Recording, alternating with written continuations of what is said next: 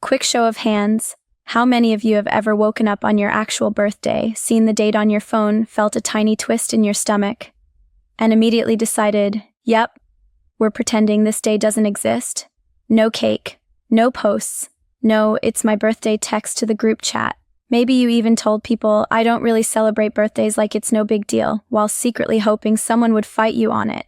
If that's you, this video is your permission slip to stop feeling weird about it. Today we're going deep on why so many of us, especially the ones who seem to have their life together, quietly dread or straight up skip the one day that's literally about us. And we're doing it with 4 ancient Stoics riding shotgun, because it turns out Marcus Aurelius, Seneca, and Epictetus had a surprising amount to say about balloons, aging, and why happy birthday can sometimes feel like a punch in the soul. Stick around until the very last reason, because it's the one nobody talks about out loud, and it might just change how you feel about getting older forever. Let's go. What's up, legends? Welcome back to the channel, or welcome for the first time if you're new here. We do practical stoicism for real humans who overthink everything. If you've ever used philosophy to get through a breakup, a situationship, or a Sunday night existential crisis, you're in the right place. Today's topic hits different because I've been that birthday ghost. For years, I would either work through it, book a solo trip so no one could find me, or just mute my notifications and pretend I was born on February 30th. So if you're watching this thinking, finally, someone gets it, drop a fire emoji in the comments right now. Let's see how big this club really is. Reason 1.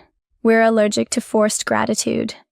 We skip our birthday. The day comes with a giant neon sign that says, be grateful and celebrate yourself or you're an ungrateful jerk. And something in us goes, nah, hard pass. Think about it. Everyone's suddenly extra nice, posting old photos, writing essays on your wall, buying you drinks. And instead of feeling warm and fuzzy, a lot of us feel pressure. Like we have to perform happiness. We have to prove we're worthy of the attention. If we're not in a great place, job sucks, single again, body feels different, bank account laughing at us, the gap between happy birthday and how we actually feel is massive. Epictetus would walk in and say, it's not the attention that upsets you, it's your judgment about the attention. He's right. We judge it as fake, or we judge ourselves as frauds for not being able to receive it. So we opt out completely. Skipping the day feels like control. See, I don't need the validation. But here's the plot twist. That's still letting the external event control you. You're just controlling it by avoidance instead of participation. The Stoic move isn't to force yourself to throw a party, it's to separate the event from the story. The calendar says you're a year older. Fact. The world wants to celebrate. Neutral. Your brain says, I'm not worthy of this today. Opinion. Once you see the opinion, you can question it instead of obeying it. Reason 2. Birthdays are a memento mori alarm clock. Reason 2 is darker, but way more common than we admit.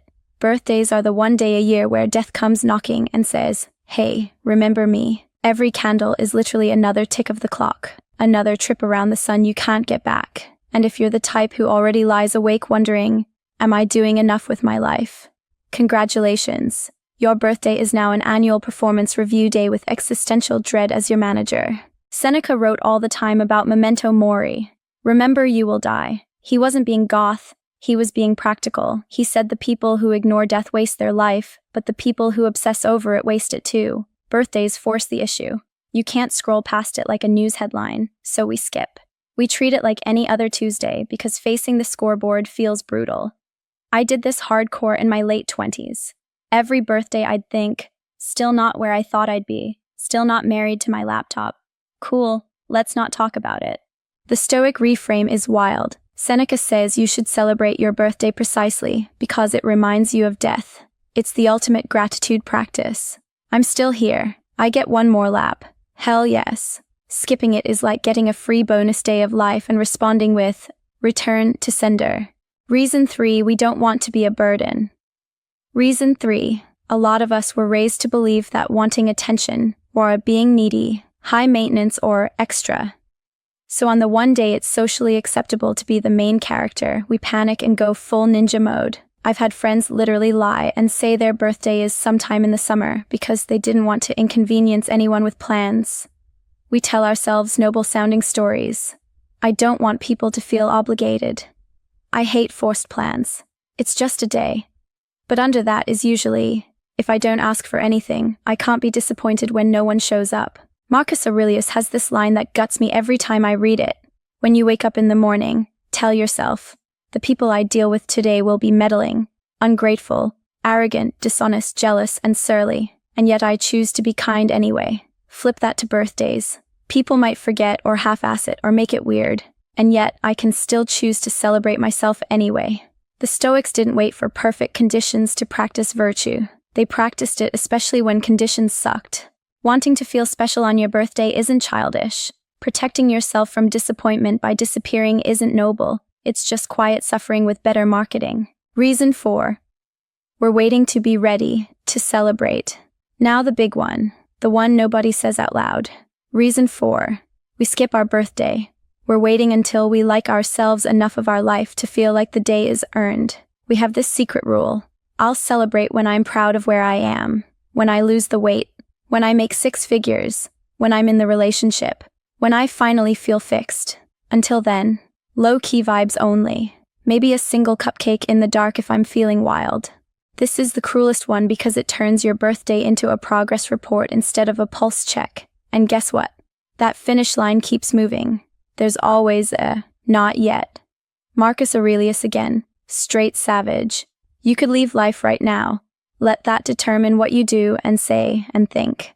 He's not saying be reckless. He's saying, if today was your last birthday, would you really want your final memory to be hiding from it because chapter 32 or 38 or 45 isn't Instagram perfect yet? The Stoic move is to celebrate the unfinished version, loudly, messily. Not because everything's great, but because you're still here writing the story. That's the win. Practical Stoic birthday protocol. So what do we actually do with all this? Here's the dead simple Stoic birthday protocol I've used for the last few years that turned me from hater to, okay, cautious enjoyer.